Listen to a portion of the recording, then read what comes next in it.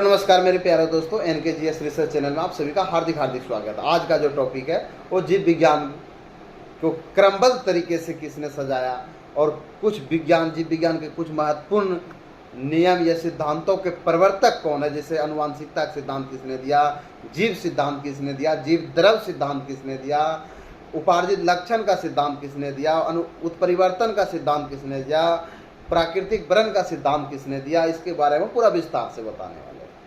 देखिए, जीव विज्ञान को एक क्रमबद्ध ज्ञान के रूप में विकास जो है सर्वप्रथम ग्रीक दार्शनिक अरस्तु के शासनकाल में हुआ। उन्होंने ही सर्वप्रथम पौधे एवं जंतुओं को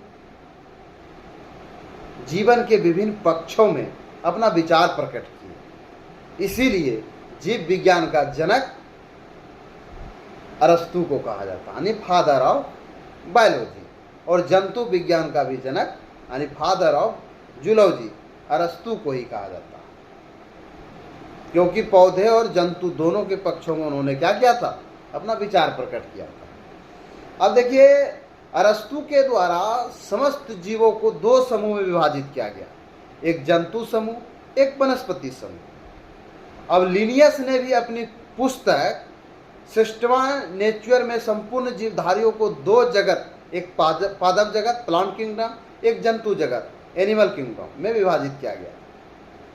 और लिनियस ने ही वर्गीकरण का जो प्रणाली शुरू की थी, उसी से आधुनिक वर्गीकरण प्रणाली की नींव पड़ी। इसलिए उन्हें आधुनिक वर्गीकरण प्रणाली का पिता यानी फादर ऑफ मॉडर्न टेक्सोनॉमी कहते हैं।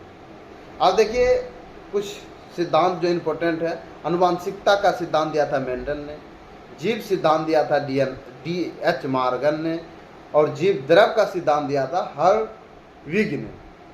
उत्परिवर्तन का सिद्धांत दिया था हुगो डी वीज ने। उपार्जित लक्षणों का वंशानुगत नियम दिया था लैमार्क ने। प्राकृतिक वर्ण का सिद्धांत यानी नेचुरल सिलेक्शन डार्विन ने।